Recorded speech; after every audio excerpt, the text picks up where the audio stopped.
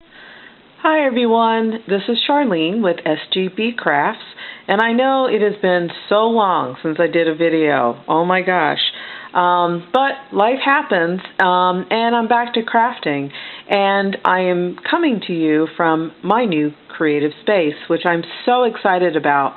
My husband and I, my last child went to college, and I am a very active parent, sports parent, and I had some time on my hands. And my husband and I decided that my dining room I really didn't use. So I got rid of the dining room and created a creative space, which I absolutely love. There's light, it's open, I love it. I'm out of the basement. And so I wanted to do a video of my first creative projects from my new craft space. I will probably do a separate video of my new craft space, just because I want to share a little bit of it. I have reused a lot of things I already had, but then I bought some cabinets from IKEA that I think really work well in this little space. I love it. I'm not the super organized person.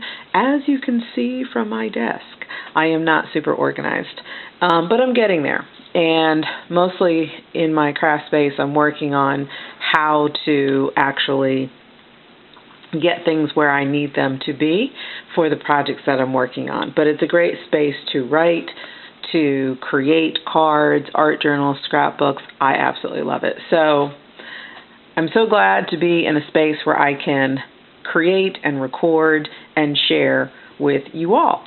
So let's get started. I wanted to share just a couple of projects that I've been working on. Instead of doing one complete video, I'm going to do just a series of those. So I'm going to move that aside. Oops. There goes my little sign. Put you over there. And of course you won't stay, but that's okay. So I wanted to show these felting projects. I have participated in a combination Bible study and art class.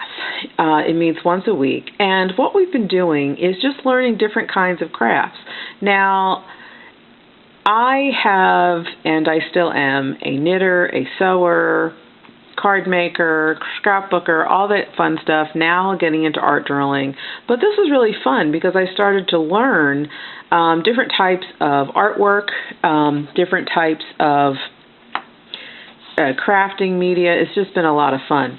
So this is what's called felting. And felting, for some of you, is where you literally take yarns and fabrics and you use a device that has a lot of different needles, and you literally push it into the felt background to create your image. And so this is sort of an inspiration piece from a trip I took to Lake Tahoe. And you know, it's just an impressionist piece of the trees with a little bit of I tried to get the water in the background. I hope you all can see that. Bring it a little closer maybe.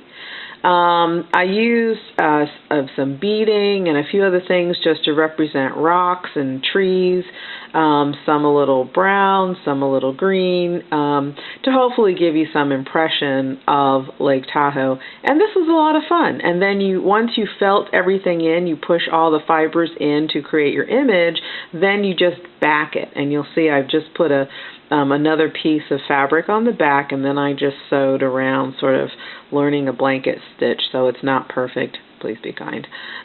It's not a perfect blanket stitch, but it came out pretty well. So that was one of the felting projects that I did. And then once I figured out how to do it, I wanted to make another one.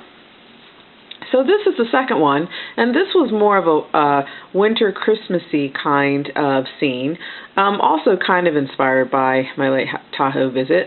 So I still have the evergreens, and I used different trim to sort of suggest the lights on the evergreen trees, and some evergreens in the background, a darker sky, and of course just the wisping of the snow.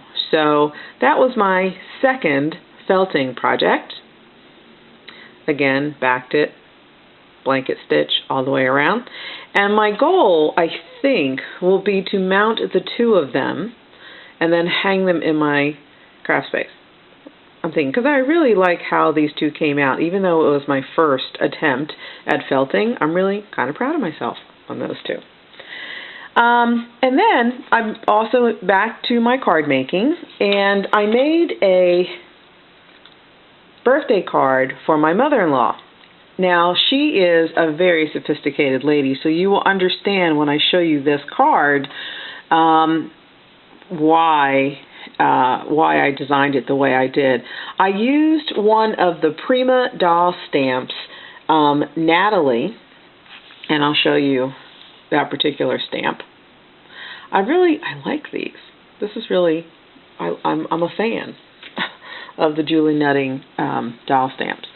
So this one I just designed and colored it to look very similar to her. And she has sort of a silvery, blonde, but more of a silvery kind of hair, and so I sort of indicated that at the top with the really style. I paper pieced her outfit she is a traveler, so I pieced together from the Teresa Collins, one of the travel sets of 6x6 paper, and I just pieced together her dress and her sash, and then from a coordinating piece of paper that I think this one came from not a graphic 45, I think it was maybe one of the Prima sets.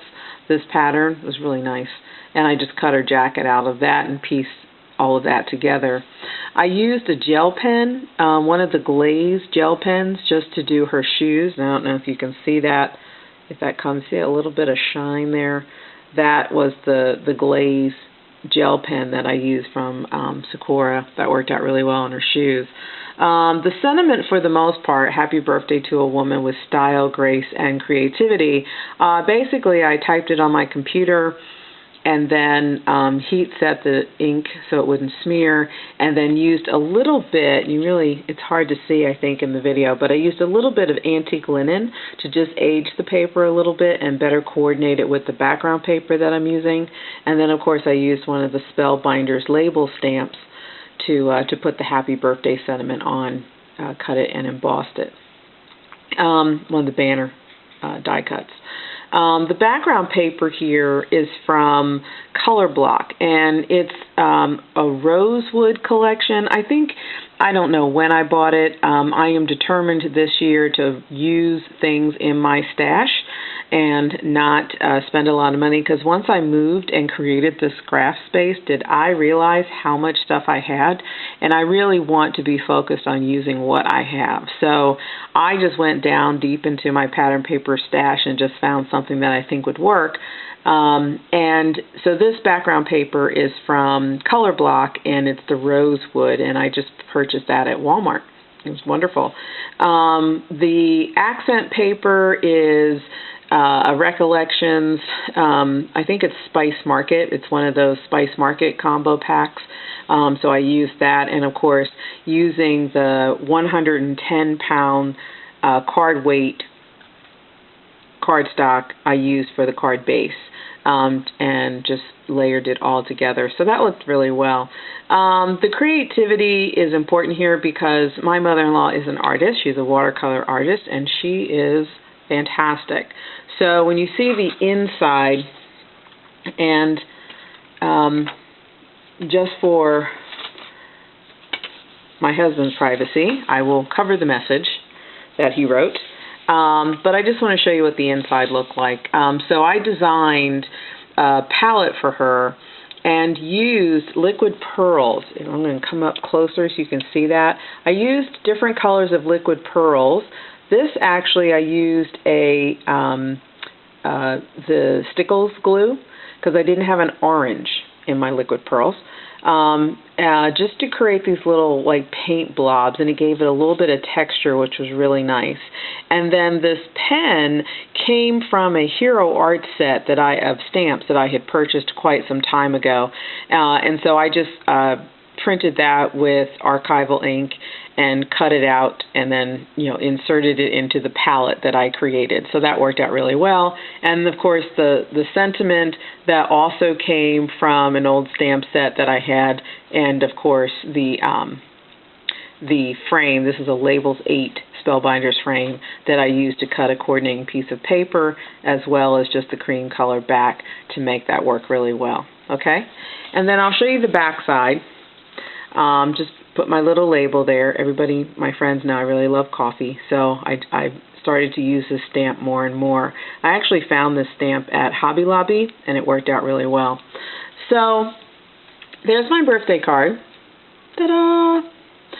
For my mother-in-law, using Prima stamps. And thanks for sharing. I'm hoping to do a few more videos from my new craft station, but love and blessings for the year of 2015 to everyone. Stay warm, and I hope to see you soon.